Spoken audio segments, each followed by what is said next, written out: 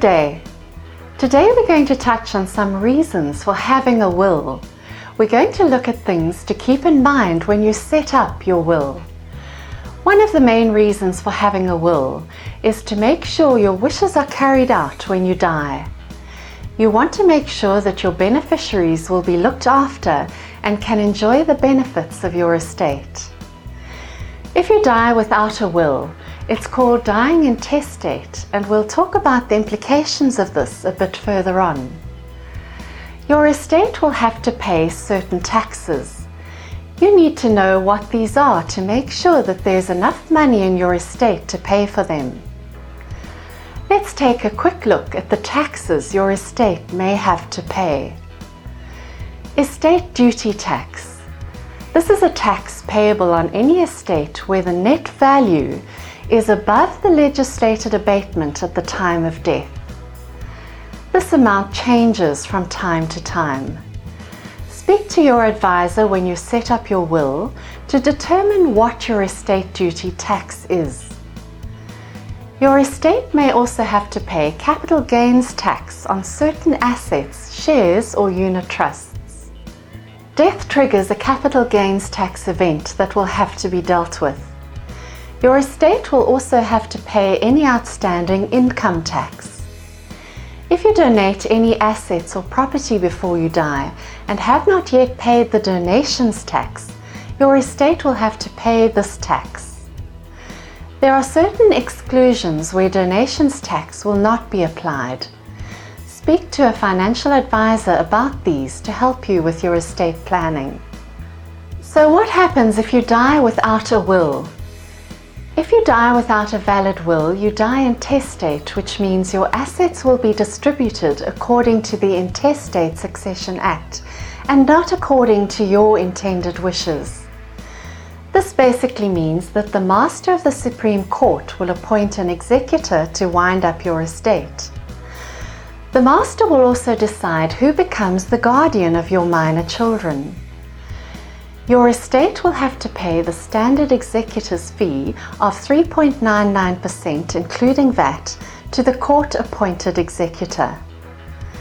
The Intestate Succession Act distributes your assets according to the tree of life. The Master will determine whether you have a spouse and children, grandchildren, and so on. If you have none of these, they will look at parents, siblings, and grandparents as your heirs. Do you see why it's so important to have a valid will? If your wishes aren't in writing, they cannot be taken into account.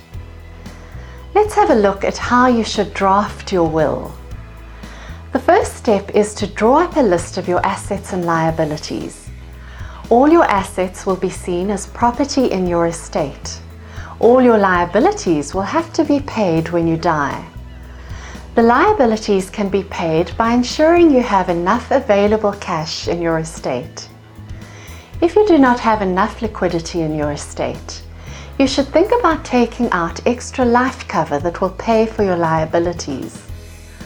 I'm sure you will agree with me that the last thing you want is for your loved ones to lose the security of their home when you're no longer there. You should decide who will be the executor of your estate. You can also appoint a co-executor. It is quite common for the executor to be a person or an institution that helps you draw up your will. This could be a company like Alexander Forbes, a bank, an insurance company, a lawyer, or a trust company. Your will must comply with the following legal requirements.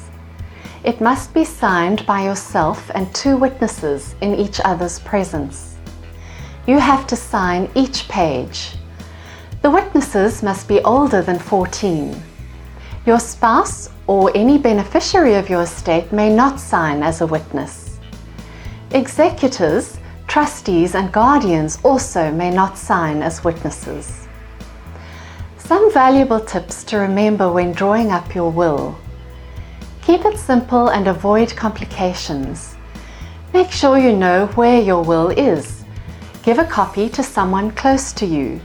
If you don't want to give them a copy, let them know who the executor is. Review your will regularly. It needs to be updated whenever your personal circumstances change. Do you have minor children, and have you appointed guardians or a trust to look after their interests? You have to update your will within 3 months of a divorce. If you do not change your will before the 3-month period is up and you die, your will stands as it is. Policies where you have nominated a beneficiary fall outside of your will. Your retirement fund also falls outside of your will. For these benefits, you will need to complete a nomination of beneficiaries form with your employer. Consider the tax implications of your will.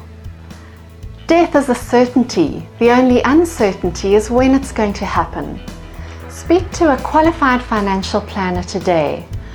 They will help you complete a will application form so that your family will be taken care of.